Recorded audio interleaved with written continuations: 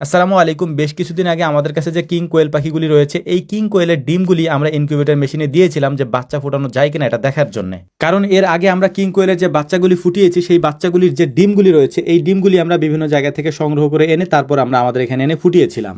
যে ডিমগুলি আমরা নিয়ে এসেছিলাম, ওই ডিমগুলি থেকে বাচ্চা ফুটেছে, সেই বাচ্চা বড় হয়েছে এবং সেই বাচ্চা ডিম দিচ্ছে। সেই ডিমই মূলত হচ্ছে আমরা আমাদের ইনকিউবেটর মেশিনে দিয়েছি দেখার জন্য যে এটা থেকে আসলে বাচ্চা ফুটে কিনা। তো টোটাল আমরা 20টার মতো ডিম দিয়েছিলাম এই বাচ্চা ফুটানোর জন্য। তো ডিমগুলিকে আজকে আমরা মূলত হ্যাচিং এ নামিয়ে দেবো। এর পাশাপাশি আমাদের এখানে বেশ কিছু বেইজিং হাঁসের ডিম রয়েছে, এই ডিমগুলিকেও আমরা হ্যাচিং এ নামিয়ে দেবো আজকে। এবং এই বাচ্চাগুলি কবে ফুটবে এটার নির্দিষ্ট কোনো তারিখ আমাদের কাছে জানা নেই, কারণ হচ্ছে যে হাঁসের ডিম ইনকিউবেটর মেশিনে ফুটানোর অভিজ্ঞতা আমাদের তেমন একটা নাই, যে কারণে হচ্ছে আমাদের একটু সমস্যা হচ্ছে যে ডিমগুলি তেমন একটা ফুটতেছে না। এটা একটা সমস্যা, যেহেতু কারণ আমাদের এখানে ডিমগুলি আমরা বেশ কয়েকদিন পর্যন্ত সংগ্রহ করে তারপর মেশিনে বসাচ্ছি, এইটা হয়তো কোনো প্রবলেম হইতে পারে। তো এটা সমস্যার সমাধান করার জন্য আমরা বেশ কিছু পদক্ষেপ নিয়েছি এবং সেই অনুযায়ী কাজ করতেছি, যেটা আমি পরবর্তীতে আপনাদেরকে দেখানোর চেষ্টা করবো ইনশাল্লাহ। তো এই মুহূর্তে আমরা আমাদের যে কিং কোয়েলের ডিমগুলি ছিল, 20টার মতো কিং কোয়েলের ডিম আমরা দিয়েছিলাম, এই ডিমগুলি আমরা এখন হ্যাচিং মেশিনের মধ্যে দিয়ে দেবো এবং দেখার চেষ্টা করবো কয়েকদিন পরে বা 2-3 দিন পরে এখান থেকে কয়টা বাচ্চা আমরা পাই। এই ডিমগুলি হ্যাচিং এ দেওয়ার পর আমাদের বেশ কিছু কাজ রয়েছে, মানে এই কিং কোয়েল নিয়ে আমাদের বেশ কিছু কাজ রয়েছে। আমাদের এখানে প্রায় আরো 38টার মতো বাচ্চা আছে কিং কোয়েলের। এই বাচ্চাগুলি বেশ বড় হয়ে গিয়েছে, যদিও ওদেরকে রাখার মতো পর্যাপ্ত জায়গা আমাদের নেই,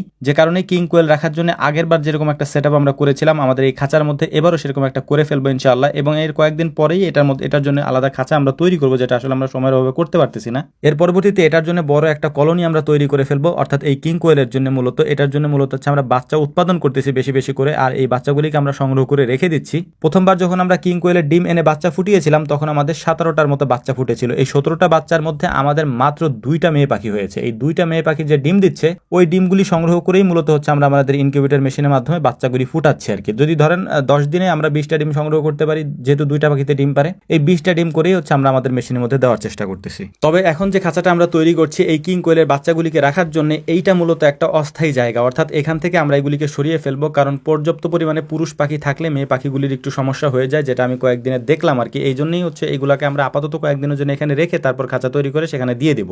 এই ছোট্ট খাঁচার মধ্যে 38টা পাখি আমরা ব্রুডিং করেছিলাম। ব্রুডিং করার পর এখান থেকে আর বের করা হয় নাই, যে কারণে এটার মধ্যে অনেক বেশি গাদাগাদি হয়ে গেছে, মানে জায়গা যেহেতু কম, যে কারণে আমরা এই বড় খাঁচাটার মধ্যে দিয়ে দিই। সাধারণত অন্যান্য কোয়েল পাখির তুলনায় এই কিং কোয়েল পাখি অত্যন্ত পরিমাণে চঞ্চল এবং এগুলাকে হাতের মধ্যে রাখাই যায় না। আপনি যদি একেবারে খালি হাতে রাখতে চান, একবার দেখবেন যে উড়ে তারপরে বিভিন্ন জায়গায় চলে গেছে, ধরাও যায় না ঠিক মতো, এত বেশি পরিমাণে চঞ্চল এগুলা। তো যাই হোক, এগুলোকে আমরা দিয়ে দিলাম এই খাঁচার মধ্যে, যেহেতু এই জায়গাটা একটু বড়, ওরা খুব সুন্দর মতো থাকতে পারে। তো এখন আপনাদেরকে যেটা দেখাচ্ছি আমরা, সেটা হচ্ছে যে আমাদের যে কিং কোয়েলগুলি আছে, যে এগুলি 2টা করে ডিম পারে, আমি বলছিলাম আপনাদেরকে, এইটাই হচ্ছে সেই 2টা ডিম। এবং এখানে যে একটা মেয়ে পাখি আছে, ওটার মাথার অবস্থা দেখতেই পাচ্ছেন, কারণ এখানে পর্যাপ্ত পরিমাণে পুরুষ পাখি রয়েছে, অর্থাৎ 17টার মধ্যে 15টাই হচ্ছে পুরুষ পাখি, যে কারণে ওদের একটু সমস্যা হয়ে যাচ্ছে আর কি। তো যাই হোক, এর পাশাপাশি আমরা যে ডিমগুলি দিয়েছিলাম, এই ডিমগুলি থেকে 20টা ডিম থেকে 10টা বাচ্চা ফুটেছে আর কি। এর পাশাপাশি আমাদের যে হাঁসের বাচ্চাগুলি ছিল বেজিং হাঁসের, সেখান থেকে বেশ কিছু বাচ্চা ফুটেছে আলহামদুলিল্লাহ। তো আমরা দেখার চেষ্টা করতেছি, পরবর্তীতে আপনাদেরকে এগুলো জানানোর চেষ্টা করবেন ইনশাআল্লাহ। তো আমাদের জন্য দোয়া করবেন। আসসালামু আলাইকুম রহমতুল্লাহ।